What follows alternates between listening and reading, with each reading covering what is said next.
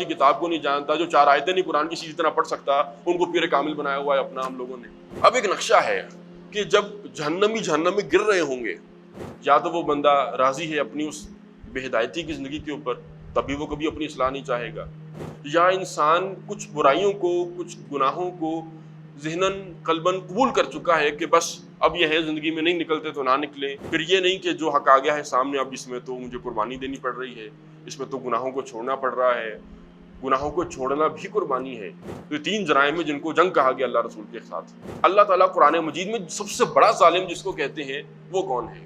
فرمایا کہ اس شخص سے بڑھ کر ظالم اور کون ہو سکتا ہے جو دین اللہ نے نہیں اتارا اس کو دین بنا کر پیش کر دے،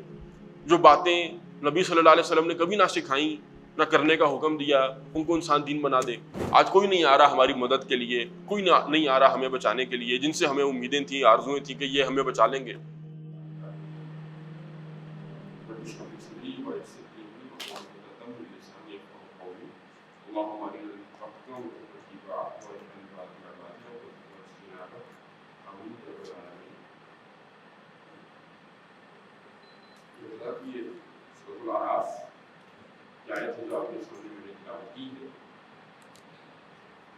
اللہ تعالیٰ نے اس میں ایک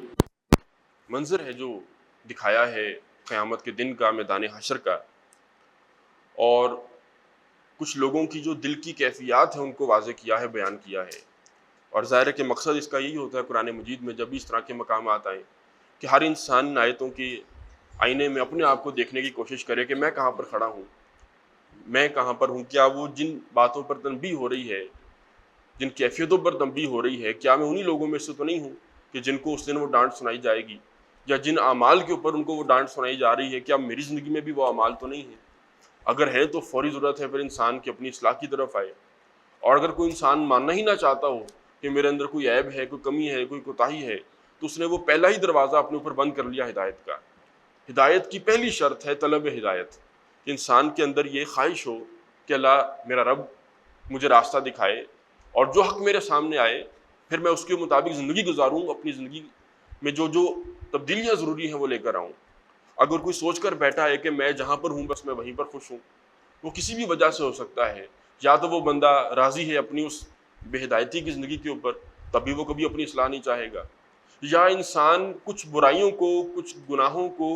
ذہناً قلباً قبول کر چکا ہے کہ بس اب یہ ہے، زندگی میں نہیں نکلتے تو نہ نکلے، اب میں انہیں کے ساتھ زندگی گزارنی ہے،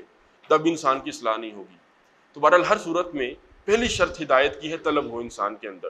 پھر انسان اس طلب کے اندر جستجو کرے، کوشش کرے، محنت کرے، تلاش کرے کہ صحیح کیا ہے، غلط کیا ہے، اللہ کی کتاب کیا کہتی ہے،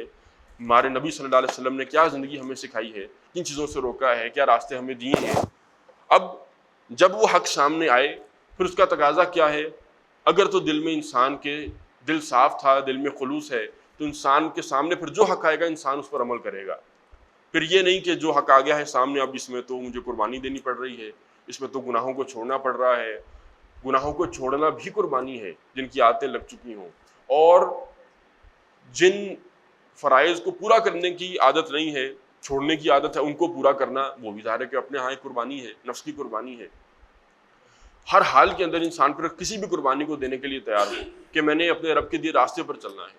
پھر یہ چیزیں ہدایت ہیں انسان کے لیے۔ ورنہ انسان پڑھتا رہے یہ اس کا واقعہ، یہ اس کا واقعہ، ہدایت کسی کے نصیب میں نہیں آئے گی سوائے وہ کہ جو واقعتاً دل میں خلوص رکھتا ہے، خدا خوفی کے ساتھ قرآن مجید کو پڑھتا ہے عبرت کی نگاہ سے۔ فرمایا فمن اظلم ممن افترى علی اللہ کذبا، 2 شخصیتیں اللہ تعالیٰ قرآن میں گنواتے ہیں جو اللہ تعالیٰ کی نگاہ میں سب سے بڑے ظالم ہیں، سب سے زیادہ زیادتی کرنے والے لوگ ہیں۔ ایک ہماری نگاہ میں اگر ہم اپنے ذہن سے سوچیں کہ بڑا ظالم کون ہے، زیادہ زیادتی کرنے والا شخص کون سا ہوتا ہے، تو ہمارے ذہن میں جرائم آئیں گے کہ مثلا کسی نے ڈاکہ ڈالا ہے وہ ظالم انسان ہے، یقیناً ہے، کسی نے کسی کے ساتھ بدکاری کی ہے وہ ظالم انسان ہے، جس نے قتل کیا ہے، ناحق قتل کیا ہے، وہ ظالم انسان ہے۔ اور واقعتاً یہ سارے جرائم ہیں، قرآن مجید ان کی بڑی سخت سزائیں سناتا ہے۔ ڈاکے ڈالنے والوں کو کہا گیا کہ یحاربون اللہ و رسولہ، یہ اللہ رسول کے دشمن ہیں، اللہ کے رسول سے جنگ کر رہے ہیں۔ 3 گناہ ہیں ہماری شریعت کے اندر جن کو اللہ رسول کے خلاف جنگ قرار دیا گیا۔ ایک سود ہے، لینے والا دینے والا اللہ رسول کے خلاف جنگ کر رہے ہیں، یہ بھی سورہ بقرہ میں کہا گیا۔ پھر اس کے بعد اس کو ڈاکے ڈالنے والوں کو اللہ رسول کا دشمن کہا گیا، یہ جنگ کرتے ہیں اللہ رسول سے، امن خراب کرتے ہیں معاشرے کے اندر. اور پھر ایک وہ حدیث ہے بخاری کی، من عاد لی ولی فقد آذنتہ بالحرب، کہ جس نے میرے ولی سے دشمنی رکھی، میرے ولی سے دل میں کوئی بیر رکھا، میرا اس کے خلاف اعلان جنگ ہے. حدیث قدسی ہے، اللہ تعالیٰ فرماتے ہیں. تو یہ 3 جرائم ہیں جن کو جنگ کہا گیا اللہ رسول کے ساتھ. لیکن اللہ تعالیٰ قرآن مجید میں سب سے بڑا ظالم جس کو کہتے ہیں وہ کون ہے؟ فرمایا کہ اس شخص سے بڑھ کر ظالم اور کون ہو سکتا ہے کہ جو یا تو اللہ کے بارے میں جھوٹی باتیں منسوب کرے، اللہ کی طرف جھوٹی باتیں منسوب کرے، جو دین اللہ نے نہیں اتارا اس کو دین بنا کر پیش کر دے، جو باتیں نبی صلی اللہ علیہ وسلم نے کبھی نہ سکھائیں نہ کرنے کا حکم دیا ان کو انسان دین بنا دے. یہ افتراء علی اللہ کہلاتا ہے. اللہ رسول یاد رکھیے گا، جب احکامات اور دین کا قانون اس کا ذکر آئے گا تو اللہ رسول ایک ہی وحدت شمار ہوں گے. ایک آرگینک ہول ہے کہ اللہ کا کلام اس سے بات ثابت ہو جائے وہ بھی نص شمار ہوتی ہے، حدیث صحیحہ کے اندر کوئی بات ثابت ہو جائے وہ بھی نص شمار ہوتی ہے، یعنی کہ دلیل بن جاتی ہے ہمارے دین کے لیے کچھ کرنے یا نہ کرنے کے لیے. تو احکامات کے ذیل میں تو اللہ رسول نے جو بھی کہا وہ ایک ہی وحدت ہے. تو اللہ کے خلاف جھوٹی بات منسوب کرنا بنی اسرائیل کی طرف آتا ہے، بارے میں آتا ہے. وہ اللہ کی طرف جھوٹی باتیں کیسے منسوب کرتے تھے، قرآن اس کو خود بیان کرتا ہے کہ وہ رسولوں کی طرف جھوٹ منسوب کر دیتے تھے کہ رسول نے کہا تھا جی یہ سچ ہے، رسول نے کہا تھا جی رسول نے کہا تھا یہ حلال ہے، رسول نے کہا تھا یہ حرام ہے، حالانکہ کہا نہیں ہوتا تھا. یا اپنی طرف سے کوئی بات گھڑ لیتے تھے، اس کو دین کا حصہ بنا لیتے تھے، حالانکہ وہ دین کا حصہ نہیں ہوتی تھی. تو اس شخص سے بڑھ کر ظالم کون ہو سکتا ہے جو اللہ تعالیٰ کی طرف جھوٹ منسوب کرے. اب اس کو ذرا آپ لے کر آئیں تصور میں. قرآن باقی جرائم کا بھی ذکر کرتا ہے، وہ چوری ہو، وہ ڈاکہ ہو، وہ زنا ہو، لیکن اللہ کے ہاں یہ چھوٹے ظالم ہیں، تھوڑا ظلم کرنے والے لوگ ہیں. سب سے بڑا ظالم یہ ہے اللہ کی نگاہ کے اندر کہ جو اللہ کی طرف جھوٹی باتیں منسوب کر دے، ایسی باتیں دین کے اندر داخل کر دے جو دین کا حصہ نہیں تھی. اور او کذب بآیاتہ، یا وہ شخص کہ جو یہ جرم تو نہیں کرتا کہ دین میں جھوٹ منسوب کر دے اللہ کی طرف، اپنی طرف سے دین کے اندر چیزیں بنا لے، یہ تو جرم نہیں ہے اس کا. وہ مانتا تو ہے کہ بھائی واقعتاً یہ جو اللہ نے بات کہی، جو رسول نے کہی، جو دین تک تواتر سے ہم تک پہنچا ہے دین، وہی اصل ہے. وہ اس میں کمی یا بیشی نہیں کرتا، اضافہ یا کوئی کمی تو نہیں کرتا دین کے اندر، لیکن وہ دوسرا جرم کر رہا ہے. کذب بآیاتہ، وہ مان نہیں رہا ان کو. کفر کا لفظ نہیں ذکر کیا گیا کہ انکار کرتا ہے. ایک کفر ہے وہ یہ قرآن شران ہم نہیں مانتے اس کو اللہ کا کلام، یہ کفر ہے. کوئی کہے گا تو دار اسلام سے نکل جائے گا، یا اعلانیہ محمد رسول اللہ صلی اللہ علیہ وسلم کو کہہ دے کہ میں اللہ کا رسول ہی نہیں مانتا، جھوٹا کہہ دے، یا جنت جہنم کا انکار کر دے. کوئی بھی ہمارے بنیادی عقائد ہیں ان میں سے کسی کا بھی انکار کوئی کر دے شخص، ظاہر ہے کہ یہ کفر ہوتا ہے. لیکن یہاں پر کہا کہ یا تو وہ اللہ کی طرف جھوٹی باتیں منسوب کر رہا ہے، یعنی کہ اللہ کو مانتا ہے، اللہ کے دین کو بھی مانتا ہے، اس میں اضافے کر رہا ہے یا کمیاں کر رہا ہے.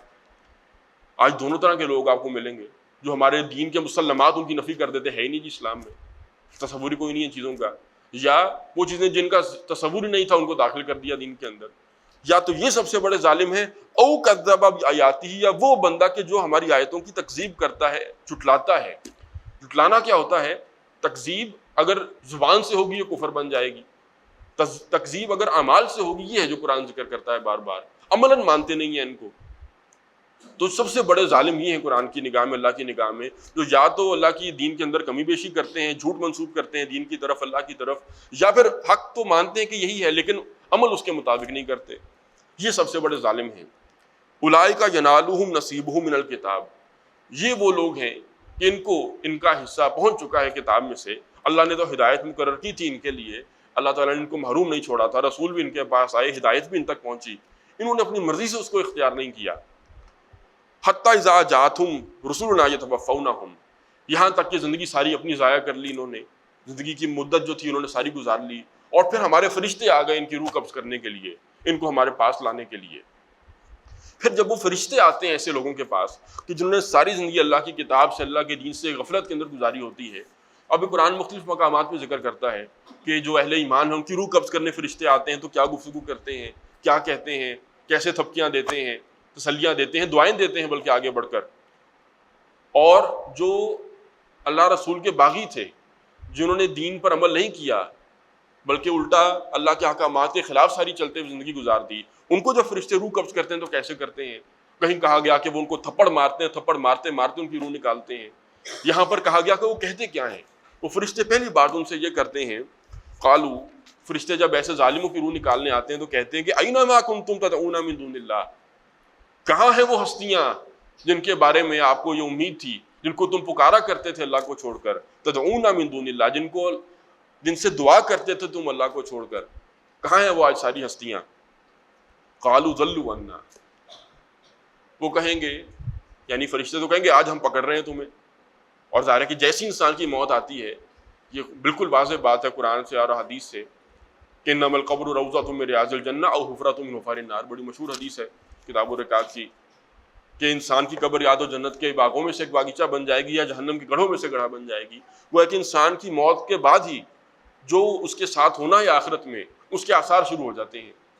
اب وہ فرشتے اس کو کہیں گے لو ہم تو کر رہے ہیں تمہاری پکڑ، اب جن کو تم پکارا کرتے تھے اللہ کو چھوڑ کر کدھر ہیں وہ سارے جن کے بارے میں تمہیں یہ امید تھی کہ وہ بچانے کے لیے آئیں گے؟ تو آگے سے وہ بندے جواب کیا دیں گے؟ قالوا ضلوا عنا، وہ سب ہستیاں گم ہو گئیں.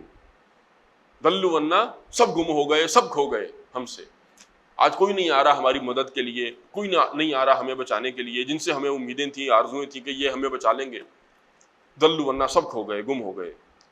وشہدوا علی انفسہم انہم کانوا کافرین، اور یہ لوگ اس دن خود اپنے خلاف گواہی دیں گے کہ واقعتاً تھے تو یہ کافر ہی.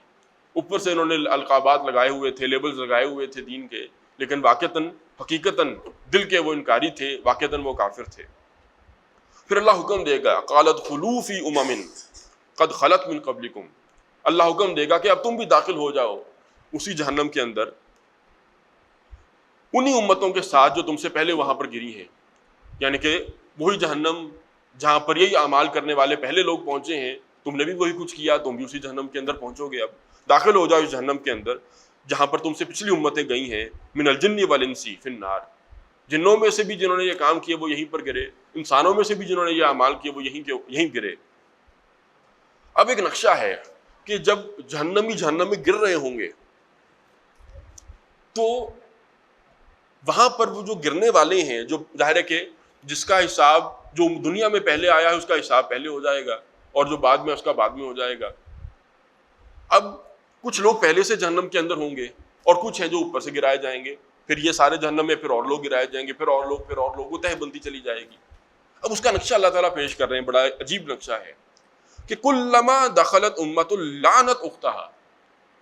جب کبھی جہنم کے اندر اوپر سے ایک اور امت پھینکی جائے گی، ایک اور جماعت جہنم کے اندر پھینکی جائے گی، تو وہ جو پہلے سے جہنم کے اندر تھے وہ ان کو دیکھیں گے. یعنی کہ معاذ اللہ ایک شخص ہے وہ جہنم کے اندر پھینکا جا رہا ہے، جیسی وہ جہنم کے اندر گرے گا وہ وہاں پر دیکھے گا اپنے بڑوں کو. لعنت اختہا، تو وہ امت، وہ قوم، وہ جماعت اپنی اس سسٹر نیشن کو، اپنی اس ساتھی جماعت پر لعنت بھیجے گی. یعنی دنیا میں جن سے عقیدتیں تھیں، جن سے محبتیں تھیں، جن کے خلاف کوئی حرف انسان سننے کو تیار نہیں ہوتا تھا، ان پر لعنت بھیجیں گے وہ. اس کو تصور کریں ذرا کہ دوستوں پر لعنت بھیج رہے ہوں گے. یا لیتنی لم اتخذ فلانا خلیلا، قرآن کہتا ہے وہ لوگ بھی ہوں گے جو کہیں گے میدان حشر میں کاش کہ میں نے اس بدبخت کو اپنا دوست نہ بنایا ہوتا، اس نے مجھے مروایا ہے.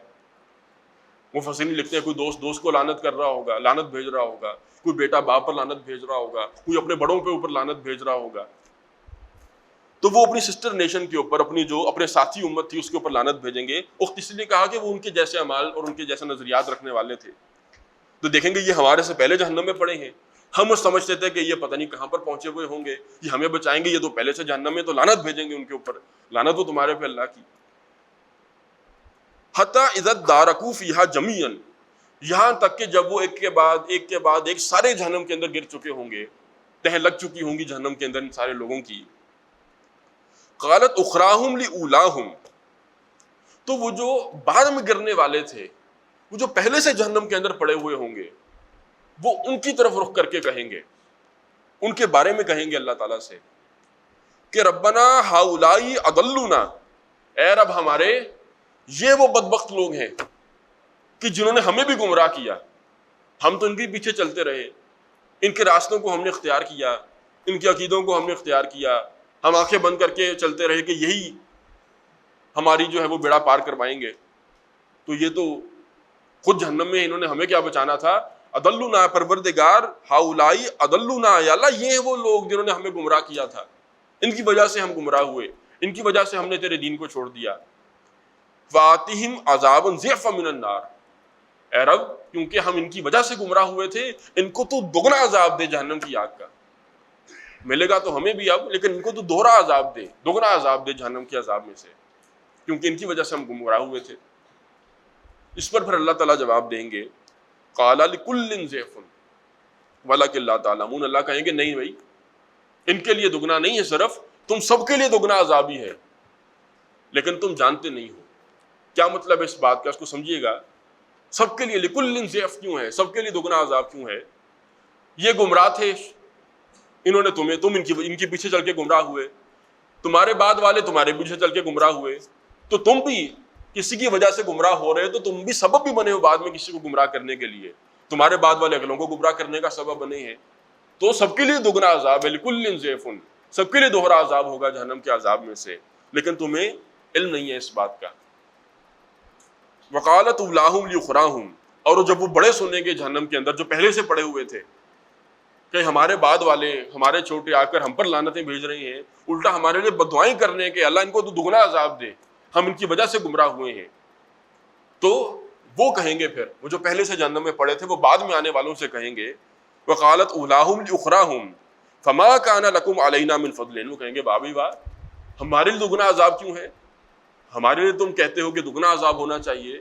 تم پہ ہم پر کون سی فضیلت حاصل ہے، تم کون سے پھنے کھاؤ کہ تم نے بھی وہی اعمال کیے، تم نے بھی وہی کفر و شرک کیا، تم نے بھی وہی ناشکریاں کی، وہی گناہ کیے، تو تمہیں تو گہرا عذاب ملے اور ہمیں وہی کام کرنے کے لیے دگنا ملے، کیوں بھائی؟ اب اس گفتگو کے اندر اللہ نے جو نقل کی ہے، نوٹ کیجئے گا، سب اعتراف کر رہے ہیں اپنے گناہوں کا، سب کا اعتراف ہے کہ ہاں کیا تو ہم نے بھی تھا، نافرمانیاں تو ہم نے بھی کی تھی، اور ایک دوسرے سے دلوں میں نفرت ان کے اس کا اظہار ہو رہا ہے، پچھلوں کا بعد والوں کے لیے، بعد والوں کا پچھلوں کے لیے نفرت کا اظہار ہو رہا ہے، کہ جن سے دنیا میں محبتیں تھیں، ان کے خلاف انسان کو بات سن لیتا تھا تو ماتھے پر تیوریاں آ جاتی تھی۔ اصل چیز جو ہے وہ یہ ہے کہ انسان یہ دیکھے کہ وہ جو قرآن مجید میں بار بار کہا گیا ہے وَإِذَا قِيلَ لَهُمُ اتَّبِعُوا مَا أَنزَلَ اللَّهُ، جب ان سے کہا جاتا ہے کہ اللہ کے بندو اس چیز کی پیروی کرو، اس راستے پر چلو جو اللہ نے نازل کیا ہے، ما انزل اللہ، جو اللہ نے نازل کیا ہے اس کی پیروی کرو، قرآن کی پیروی کرو، اس کو اپنی زندگی کا دستور بناؤ۔ قالو، تو آگے سے ڈھیٹ بن کر جواب کیا دیتے ہیں، بل نتبع ما الفینا علیہ آباءنا، وہ قرآن ہمیں نہیں پتا، ہم نے تو جیسے اپنے بڑوں کو دیکھا ہے، ما الفینا علیہ آباءنا، جن راستوں پر ہم نے اپنے باپ دادا کو پایا ہم تو اسی کی پیروی کریں گے، انہی راستوں پر چلیں گے۔ سورہ لقمان میں یہی الفاظ ہیں، بس فرق ما وجدنا علیہ آباءنا کہا، ہم قرآن شران کو نہیں جانتے، ہم تو پتہ ہے ہم نے اپنے بڑوں کو جو کرتے دیکھا ہم وہی کچھ ہی کریں گے، ہمیں دلچسپی نہیں ہے قرآن مجید سے، اللہ کی اتاری ہوئی شریعت سے، اللہ کی اتاری ہوئی کتاب سے۔